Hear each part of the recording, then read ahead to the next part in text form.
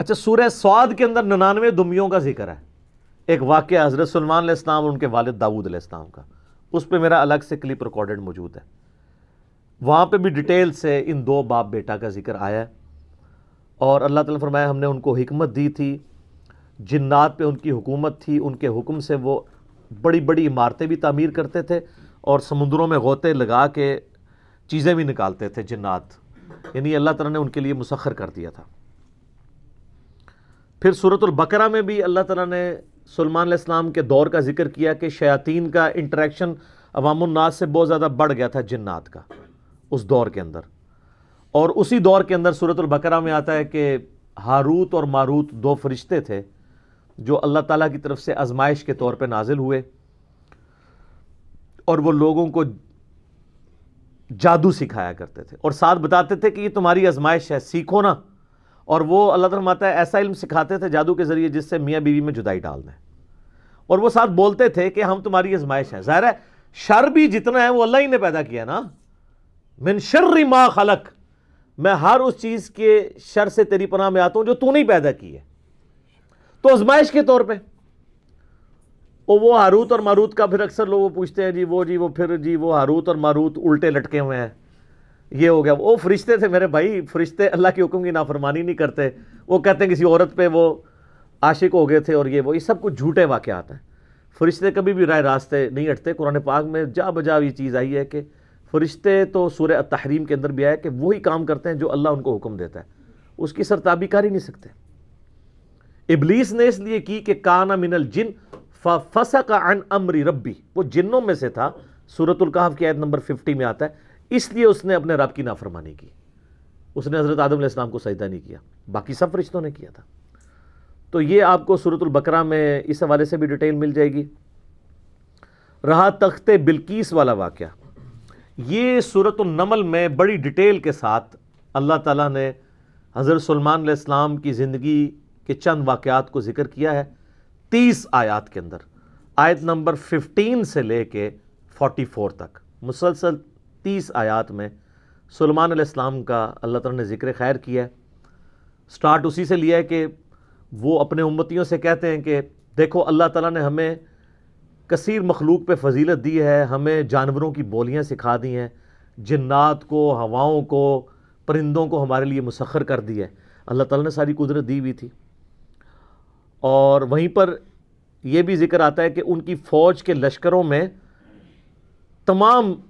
جن، انسان اور جاندار جتنے بھی ہیں ان میں سے ہر ایک کی ان کی علیحدہ فوج تھی، جس طرح آج کل آپ کہتے ہیں نا یعنی ایئر فورس،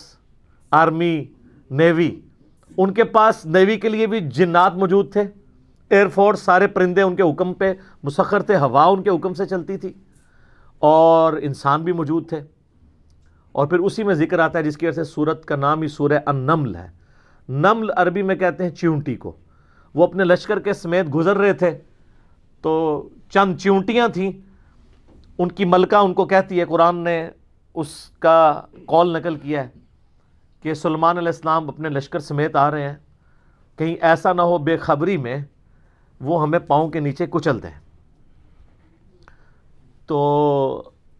پھر وہ چیونٹی باقی چیونٹیوں کو کہتی ہے کہ تم لوگ اپنے بلوں میں چلی جاؤ، یعنی چیونٹیوں کا یہ عقیدہ تھا کہ حضرت سلیمان علیہ السلام اور ان کے جتنے صحابہ ہیں ان کو علم غیب کوئی نہیں ہے، کیونکہ تبھی تو کچل دیں گے نا،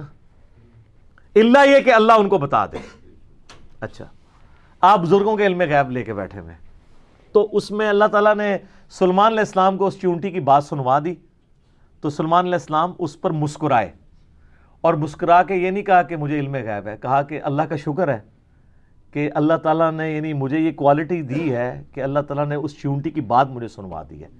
ہر جگہ آپ کو سلیمان علیہ السلام کا کریکٹر نظر آئے گا گاڈ اورینٹڈ۔ ویسے یہودیوں میں ایک گروہ ایسا بھی ہے جو سلیمان علیہ السلام سے سخت نفرت کرتا ہے،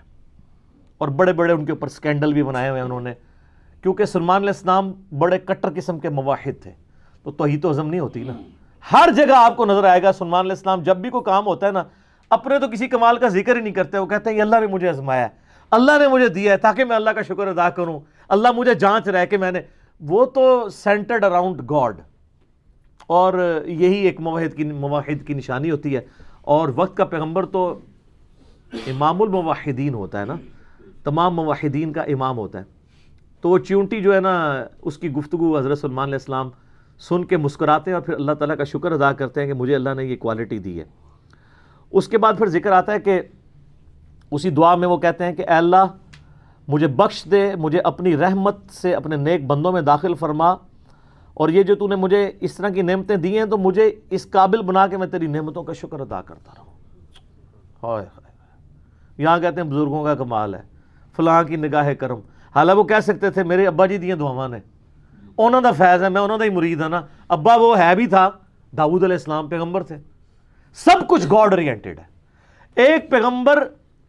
کا باپ بھی پیغمبر ہے تو وہ اپنی کسی کوالٹی کو اپنے پیر کی طرف منسوب نہیں کر رہا، جو واقعی جینون پیر ہے اللہ کی طرف منسوب کر رہا۔ اسی لیے تو آپ کو کہا جاتا ہے نا کہ آپ قرآن نے ڈائریکٹ نہیں پڑھنا، آپ گمراہ ہو سکتے ہیں، کیونکہ آپ یہ سوچیں گے نا، تو اس لیے تو ہم کہتے ہیں مرنے سے پہلے اے مسلمان کر لے اس پہ غور، کتابوں کا خدا اور ہے، بابوں کا خدا اور جب تم غور کر لو اس کے بعد ایک بار یہ بھی کہنا ہے کہ نہ میں وہابی نہ میں بابی، میں ہوں مسلم علمی کتابیں، نہ ہم سو کالڈ وہابی ہیں، کوئی علمی بات کرے تو اس کو کہتے ہیں یہ وہابی ہے، اور نہ ہم بابوں کا دفاع کرنے والے بابی ہیں، ہم علمی کتابی مسلم ہیں الحمدللہ۔ اچھا، وہ سورہ نمل میں پھر آگے چلتا ہے کہ حضرت سلمان علیہ السلام اپنے دربار میں بیٹھے ہوتے ہیں، اب سارے ان کے کمانڈر حاضر ہیں، جنوں کا کمانڈر بھی ہے، اسی طریقے سے انسانوں کے کمانڈر بھی، سارے ان کے سردار وہاں پہ جمع ہیں، تو جو ان کی ایئر فورس کا کمانڈر تھا نا وہ ہدہد تھا۔ ہدہد ایک پرندہ ہے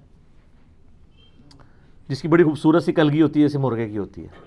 اور بڑا ایکسٹرا آرڈنری پرندہ ہے، آپ جا کے گوگل پہ سرچ کریں، یوٹیوب پہ اس کی ویڈیوز دیکھیں کہ اللہ نے اس کو کیا صلاحیتیں دی ہوئی ہیں۔ وہ ان کا سمجھ لیں ایئر فورس کا چیف تھا، ٹھیک ہے، تو آپ نے فرمایا وہ کدھر غائب ہے، اور پھر ساتھ فرمایا کہ وہ اپنی غیر حاضری کی کوئی جسٹیفیکیشن مجھے پیش کرے، اور اگر اس نے کوئی ایسی جسٹیفیکیشن نہ پیش کی کہ وہ میرے دربار سے غائب کیوں ہے تو میں اسے سزا دوں گا یا میں اسے ذبح کر دوں گا۔ بس یہ آپ ورڈک بولتے ہیں تو تھوڑی دیر بعد ہدہد آ جاتا ہے اور وہ اپنی جسٹیفیکیشن پیش کرتا ہے۔ اب ظاہر ہے وہ میں نے بتایا کہ سورہ نمل میں ہی آتا ہے کہ اللہ تعالیٰ نے جانوروں کی بولیاں سکھا دی تھیں ان کو، تو حضرت سلمان علیہ السلام اس سے پوچھتے ہیں کہ بتاؤ، ہے سر پھر ہدہد دیکھیں کڈا پکا مواحد سی، وہ کہتا ہے کہ اے سلمان علیہ السلام میں آپ کے لیے ایک ایسی خبر لے کے آؤں جو آپ کے علم میں بھی نہیں ہے۔ بابی نہیں تھا ہدہد، ہاں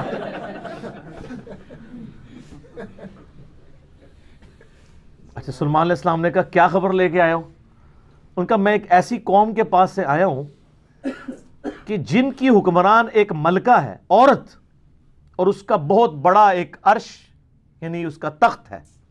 جس پہ وہ بیٹھتی ہے۔ اب وہ آپ کو نا ویسے کھنڈرات بھی اس کے مل چکے میں، ایک پکچر ہمیں ملی، انشاءاللہ ہم اس میں اٹیچ بھی کریں گے۔ آلموسٹ سمجھ لیں وہ کوئی آج کے دور کے اعتبار سے آپ دیکھ لیں کوئی 50 فٹ چوڑا اور لمبائی میں تقریباً 100 فٹ اور اونچائی میں بھی تقریباً 50 فٹ کے برابر، مختلف اقوال ملتے ہیں، یعنی اچھا خاصا بڑا اس کا تخت تھا جس پہ اس کے سارے وہ سردار ارد گرد بیٹھتے تھے، اور وہ پتھر کا بنا ہوا بڑا سا۔ ان کا میں نے ایک عورت دیکھی ہے تو وہ آپ کے علم میں نہیں ہے کہ وہ حکومت کر رہی ہے ان پہ، اور بڑا اس کا ایک تخت ہے، اس کے کئی سردار ہیں، اور شیطان نے ان کے برے اعمال ان کی نظر میں سنوار دیے ہیں، وہ اللہ کو چھوڑ کے سورج کی پوجا کرتے ہیں۔ سر ایک ہدہد کو بھی ٹینشن ہے شرک کی، آپ ذرا یہ دیکھیں،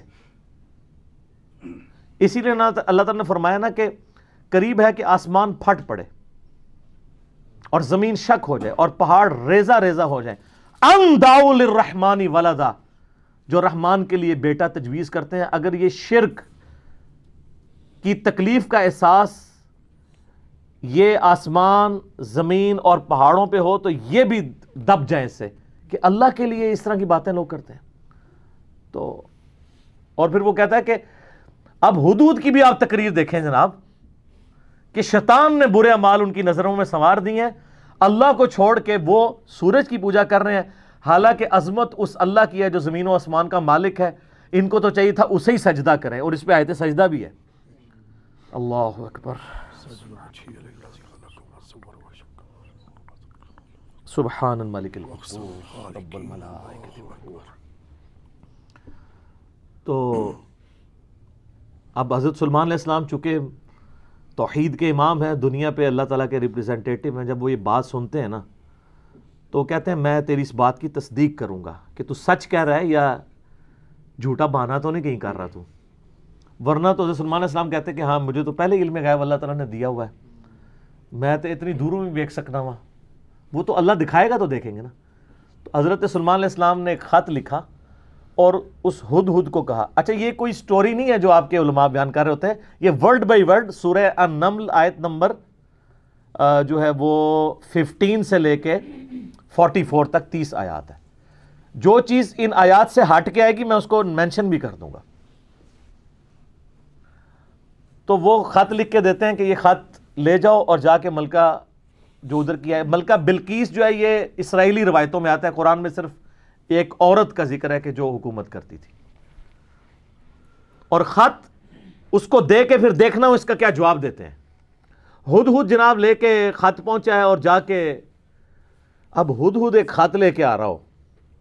اور ملکہ کے وہ جا کے بیڈ روم میں سیدھا جا کے لینڈ کرتا ہے، کوئی سیکیورٹی گارڈ کوئی کچھ نہیں روک سکتا، وہ کھڑکی سے آ کے اس میں لینڈ کر کے سامنے لا کے اس کے خط پھینکتا ہے۔ تو حضرت سلیمان علیہ السلام کا خط وہ کھولتی ہے تو وہ اس خط میں تو 2 ٹوک جملے لکھے ہوتے ہیں، انہ من سلیمان و انہ بسم اللہ الرحمن الرحیم، اور تم سر تسلیم خم کر کے فوراً میرے پاس حاضر ہو جاؤ۔ ٹھیک ہے، بس یہ 2 لائنوں کا ایک جملہ ہوتا ہے۔ جب وہ اپنے سرداروں سے مشورہ کرتی ہے تو وہ کہتی ہے میرے پاس ایک معزز خط آیا ہے، اور یہ معزز خط سلیمان کی جانب سے ہے، انہ من سلیمان، سورہ النمل آیت نمبر 30۔ یہ واحد مقام ہے جہاں سورت کے اندر بسم اللہ شریف آئی ہے۔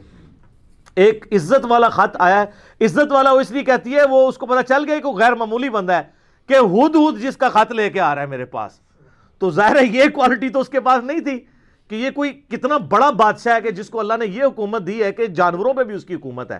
تو وہ کہتی ہے کہ ایک معزز خط میرے پاس آیا ہے جو سلیمان کی جانب سے ہے اور وہ اللہ کے نام سے شروع ہو رہا ہے۔ اس سے یہ سنت ٹھہری کہ جب آپ کوئی خط لکھیں کسی کو تو بسم اللہ سے اس کا آغاز کریں، اور اس میں یہ ہے کہ سر تسلیم خم کرو اور میرے پاس حاضر ہو جاؤ۔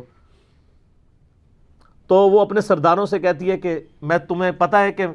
میں کوئی کام اس وقت تک نہیں کرتی جب تک کہ میں مشورہ نہ کر لوں، ہر معاملے میں تم سے میں مشورہ کرتی ہوں۔ قوم سبا کی وہ ملکہ تھی، تو مجھے بتاؤ تم مجھے کیا مشورہ دیتے ہو؟ تو سردار تو آپ کو پتہ ہے جو ان کی تو ایک خاص جنگجو نیچر ہوتی ہے، انہوں نے کہا ہم تو بڑے طاقتور ہیں، بڑے زور آور ہیں، ہم ہر طرح کے بادشاہ کا مقابلہ کر سکتے ہیں، آپ ہمیں حکم دیں دیکھی جائے گی۔ لیکن وہ تو سمجھدار ہوتی ہے نا، جس طرح مجھے بھی آگے لوگ پھونک چڑھا رہے ہوتے ہیں، لیکن جو بندہ ڈرائیونگ سیٹ پہ بیٹھا ہوتا ہے اس کو پتہ ہوتا ہے کہ کام کو کس حکمت سے لے کے چلنا ہے۔ تو وہ ملکہ کہتی ہے کہ اس کو تو اندازہ ہو گیا کہ یہ کوئی عام بندہ نہیں ہے، ان کی ساری پھونپا نکال دے گا وہ۔ تو وہ کہتے ہیں کہ وہ ملکہ آگے کہتی ہے، اس کے الفاظ اللہ تعالیٰ نے نقل کیے ہیں، وہ کہتی ہے کہ یاد رکھنا بادشاہ جب کسی ملک میں داخل ہوتے ہیں نا تو وہاں کے شرفاء کو ذلیل کر دیتے ہیں، تو یعنی یہ جو ہمارے پاس ملک ہے یہ بھی ہمارا چھین جائے گا، ہم میں یہ طاقت نہیں کہ ہم اس شخص کا مقابلہ کر سکیں۔ یہاں پہ بھی آپ دیکھ لیں انگریزوں نے یہی کیا ہے نا، جب انگریز یہاں حکومت میں ہے نا سب سے زیادہ ذلیل انہوں نے کیا ہے خاندان مغلیہ کو، اس لیے کہ وہ یہاں پہ رولرز تھے، تو انہوں نے کہا پہلے تو جناب ان کو اتنا ذلیل کرو نا، کیونکہ ان کے اندر جراثیم موجود ہیں حکومت کرنے کے، ان کو تو ذلیل و خوار کرو۔ تو وہ ملکہ کی بات یونیورسل ٹروتھ اللہ نے نقل کیا کہ جب بادشاہ داخل ہوتے ہیں تو وہاں کے شرفاء پھر سب سے پہلے وہ ذلیل ہوتے ہیں۔ تو وہ کہتی ہے کہ اس میں جلدی نہیں ہمیں کرنی چاہیے، میں سلیمان کو نا کچھ گفٹ بھیجتی ہوں اور میں دیکھتی ہوں کہ اس کے رسپانس میں وہ کیا کرتا ہے، تو پتہ چل جائے گا کہ وہ واقعی ایک دنیا دار بادشاہ ہے یا اللہ کا ریپریزنٹیٹیو ہے۔ یہ اس نے چیک پوائنٹ رکھا کہ اگر دنیاوی بادشاہ ہوا تو دنیاوی بادشاہ پرانے زمانوں میں دوسرے ملکوں پہ کیوں حملہ کرتے تھے؟ تاکہ ان سے ان کی دولت ہتھیائیں۔ تو اگر ہم جزیہ دینے پہ آمادہ ہو جائیں اور سالانہ ہم ایک رقم مقرر کر لیں گے اتنا آپ کو ٹیکس یا جزیہ دیا کریں گے تو وہ ٹل جائے گا۔ تو وہ بڑے زیادہ تحائف دے کے نا ایلچی روانہ کرتی ہے سلیمان علیہ السلام کے پاس، ٹھیک ہے، اور وہاں پہ سلیمان علیہ السلام کے پاس جب وہ ایلچی پہنچتے ہیں تو سلیمان علیہ السلام تو اسٹریٹ فارورڈ ان کو جواب دیتے ہیں کہ مجھے جو کچھ اللہ نے دیا ہے، تمہاری یہ دنیا کی حقیر دولت اس کے مقابلے میں کچھ نہیں ہے، مجھے تو اللہ نے کیا حکومت دی ہوئی ہے، ٹھیک ہے۔ تو بلکہ سورہ نمل میں اللہ تعالیٰ نے ان کی دعا بھی نقل کی ہے، سلیمان علیہ السلام کہتے ہیں اللہ مجھے ایسی حکومت دینا جو میرے بعد پھر کسی کو نہ ملے، اور انسانی تاریخ میں سلیمان علیہ السلام سے بڑا بادشاہ نہ ان سے پہلے کو گزرا ہے نہ بعد میں جس کو اس لیول کی اللہ تعالیٰ نے حکومت دی ہو۔ تو وہاں پہ جب ایلچی پہنچتے ہیں تو وہ ان کو اسٹریٹ فارورڈ جواب دیتے ہیں اور ان کو واپس کر دیتے ہیں کہ جاؤ اور اپنی ملکہ کو بتا دینا کہ اب ہم وہ لشکر لے کے آئیں گے جس کی تاب تمہارے لشکر نہیں رکھ سکتے، انتظار کرو ہمارا۔ تو وہاں سے چلے جاتے ہیں، وہ تو چلے جاتے ہیں، اور سلیمان علیہ السلام کو پتہ ہوتا ہے کہ وہ مطیع ہو کے ہی آئے گی، کیونکہ وہ سمجھ گئے ہوتے ہیں کہ اس نے یہ جو ڈیسیژن کیا ہے وہ کیوں کیا ہے۔ اب یہ فاصلہ آلموسٹ 2000 کلومیٹر کا ہے۔ قوم سبا آباد تھی یمن میں، اور حضرت سلیمان علیہ السلام یروشلم میں بیٹھے ہوئے تھے، بیت المقدس ایلیا شام کے اندر۔ آلموسٹ 2000 کلومیٹر کا یہ فاصلہ ہے، تو آپ سمجھ لیں یہ فاصلہ طے کرنے کے لیے بھی 40 سے 50 دن پیدل چاہیے۔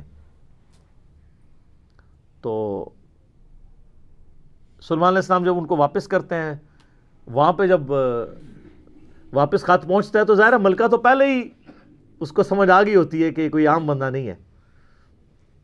تو ملکہ یہ ڈیسائیڈ کرتی ہے کہ میں خود سلیمان کے پاس جاؤں گی، کیونکہ اس خط میں پہلے میں کیا لکھا تھا کہ مطیع ہو کے میرے پاس حاضر ہو۔ سر یہ بادشاہ کا آپ لیول دیکھیں کہ دوسرا بادشاہ جنگ بھی نہیں کرنی پڑ رہی، سیدھا وہ خود حاضر ہو رہا ہے۔ خیر اس بات کو کچھ عرصہ گزر جاتا ہے، جب اس کا لشکر آنے کے 3-4 دن یا کچھ دن باقی رہ جاتے ہیں نا، تو سلیمان علیہ السلام اپنی مجلس میں بیٹھے ہوتے ہیں، تو سلیمان علیہ السلام اپنے درباریوں سے کہتے ہیں کہ وہ جو بلقیس ہے وہ مطیع ہو کے میرے پاس آنے والی ہے۔ ان کو پتہ ہے، فیڈ بیک مل جاتی ہے، اللہ تعالیٰ نے وحی کے ذریعے آگاہ کر دیا۔ تو پھر وہ ایک گفتگو کرتے ہیں وہاں پہ، جہاں پہ وہ تخت بلقیس کا ذکر ہے، اور آصف بن برقیہ کا نام قرآن میں نہیں ہے، یہ اسرائیلی روایتوں میں۔ وہ سورۃ النمل کی آیت نمبر ہے 30۔ اعوذ باللہ من الشیطان الرجیم، بسم اللہ الرحمن الرحیم۔ بلکہ آیت نمبر 30 میں تو وہ یہ آگی 38 نمبر سے آن ورڈ، 30 تو پہلے گزر چکی نا، انہ من سلیمان و انہ بسم اللہ الرحمن الرحیم۔ یہ آیت نمبر ہے 38۔ قال یا ایھا الملأ ایکم یأتینی بعرشہا قبل ان یأتونی مسلمین۔ حضرت سلیمان علیہ السلام کہتے ہیں اے میرے سردارو، جو میرے ساتھ اٹیچ لوگ ہو، تم میں سے کون ہے کہ جو مجھے اس ملکہ کا تخت لا کر دے اس سے پہلے کہ وہ سر تسلیم خم کرتی ہوئی میرے پاس حاضر ہو جائے؟ کون ہے کہ جو ایسا کرے؟ قال عفریت من الجن، تو ایک بڑا دیو ہیکل جن کہتا ہے انا آتیک بہ قبل ان تقوم من مقامک،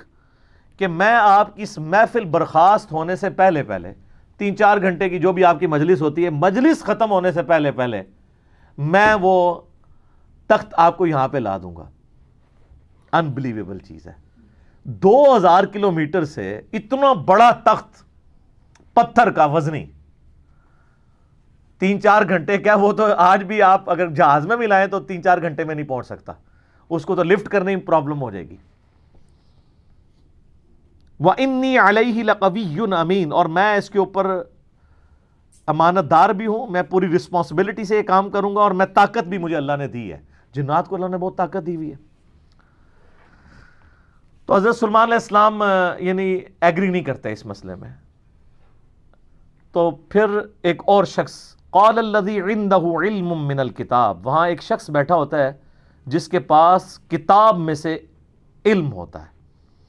وہ کہتا ہے انا آتیک بہ قبل ان یرتد الیک طرفک، میں اس تخت کو آپ کے سامنے حاضر کر دوں گا آپ کی آنکھ جھپکنے سے پہلے، فریکشنز آف سیکنڈ میں لے آؤں گا. ہمارے لیے تو وہی ہضم کرنا مشکل ہے، تو یہ تو خیر بہت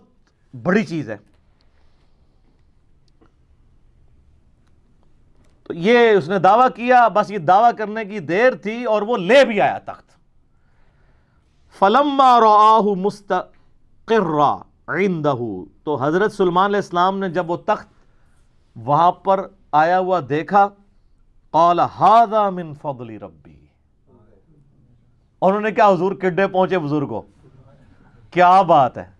کیا صاحب کرامت ہو، نہیں، اومٹ کر دیا. ان کا یہ میرے رب کا فضل ہے. ہذا من فضل ربی. آپ لکھتے ہیں نگاہ مرشد سے، ماں باپ کی دعا سے، اور پیغمبر کا کہتا ہے ہذا من فضل ربی، یہ تو میرے رب کا فضل ہے. کیوں ہے فضل؟ لیبلونی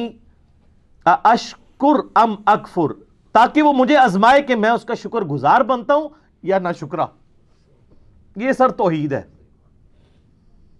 ومن شکر فانما یشکر لنفسہ، اور جو کوئی اللہ کا شکر کرے گا تو وہ بھی اپنے نفس کی خاطر ہی کر رہا ہوگا، اللہ کو کوئی پرواہ نہیں. ومن کفر، اور جو کوئی اللہ کی ناشکری کرے، فان ربی غنی کریم، تو میرا رب تو غنی ہے، کریم ہے، اسے کسی کی پرواہ ہی نہیں ہے. ھذا من فضل ربی. اچھا، اس کے بعد پھر آتا ہے کہ وہ ملکہ جب آئی، حضرت سلیمان علیہ السلام نے کہا کہ نا اس تخت کی حیت بدل دو، ڈیزائننگ اس کی تھوڑی سی چینج کر دو، جو اس کے اوپر کوئی پھول بوٹے لگے ہوئے تھے تھوڑا سا اسے ٹیمپر کرو، اور میں دیکھوں گا کہ وہ پہچانتی ہے اپنے تخت کو نہیں کہ نہیں پہچانتی. تو وہ پھر ملکہ وہاں پہ آ پہنچتی ہے. تو سلیمان علیہ السلام اسے ریسیو کرتے ہیں اور کہتے ہیں اس تخت کے بارے میں تیرا کیا خیال ہے؟ تو وہ بڑی سمجھدار ہوتی ہے،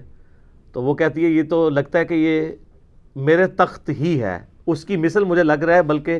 شاید وہی ہے. تو یہ اس کی سمجھداری کا بھی ثبوت ہے کہ وہ اس کو ٹیمپرڈ فارم میں بھی پہچان لیتی ہے. اور یہ اس کو دوسرا میسج مل جاتا ہے، انہوں نے کیا لڑنا ہے، اس نے کہاں سے لڑنا ہے. وہ تو یہ بھی نہیں تھی ایکسپیکٹ کر سکتی کہ 4 مہینے میں بھی کوئی اٹھا کے یہاں لا سکے. ابھی تو اس کو یہ پتہ ہی نہیں تھا، یہ تو ایسے آیا ہوا ہے. ٹھیک ہے. تو پھر سلیمان علیہ السلام اسے اپنے جو ٹیمپل ہے نا اس کی بھی تھوڑی جھلک کرواتے ہیں. آگے ایک محل میں جب لے کے آتے ہیں کمرے میں، تو اس میں ایسے شیشے جڑے ہوئے ہوتے ہیں کہ وہ گویا دیکھنے میں تالاب محسوس ہو رہا ہوتا ہے. تو جب اس پہ پاؤں رکھنے لگتی ہے، وہ سمجھتی شاید پانی والا تالاب ہے، تو وہ اپنے جو تہمد ہے یا جو بھی اس نے کپڑے پہنے ہوتے ہیں وہ تھوڑی سی اٹھا لیتی ہے، اس کی پنڈلیاں بھی ننگی ہو جاتی ہیں، وہ سمجھتی ہے پانی ہے، تو وہ پانی نہیں ہوتا، تو وہ امپریس ہوتی ہے. اور پھر وہ وہاں پہ کہتی ہے کہ میں سلیمان کے ساتھ اپنے رب کے سامنے سر تسلیم خم کرتی ہوں، جو میں شرک کرتی رہی میں اللہ کی طرف رجوع لاتی ہوں. اور وہ اسلام قبول کرتی ہے. باقی اسرائیلی روایتوں میں پھر ملتا ہے کہ سلیمان علیہ السلام کا نکاح اس کے ساتھ ہوتا ہے. قرآن نے اس چیز کو ایڈریس نہیں کیا. قرآن تو بس کنکلوڈ اس پہ کرتا ہے کہ وہ مسلمان ہو جاتی ہے. نہ وہ بریلوی ہوتی ہے، نہ دیوبندی ہوتی ہے، نہ اہل حدیث ہوتی ہے، نہ شیعہ ہوتی ہے، بلکہ مسلمان ہو جاتی ہے. اور آپ یہ الفاظ دیکھیں جناب، مسلمان ہی ہے ہر طرف. ہاں، قالت رب انی ظلمت نفسی، وہ کہتی ہے میرے رب میں اپنی جان پہ ظلم کرتی رہی اس سے پہلے. واسلمت مع سلیمان للہ رب العالمین، اور میں سلیمان کے ساتھ سر تسلیم خم کرتی ہوں اس رب کے سامنے، اللہ کے سامنے جو سارے جہانوں کا پالنے والا ہے. میں سر تسلیم خم کرتی ہوں، میں مسلم ہوتی ہوں. تو وہ اپنا آپ اپنے رب کے حضور سر تسلیم خم کر دیتی ہے. تو یہ واقعہ یہاں پہ مکمل ہوا. اب وہ یہ کہتے ہیں جناب کہ جی وہ انہوں نے فکر اچھا اس سے تو توحید اخذ کرنی چاہیے تھی. یہ چکر میں پڑ کے وہ کہتے ہیں وہ بندہ لبو کیڑا جے جنہیں اینج کر کے تخت لے کے آیا.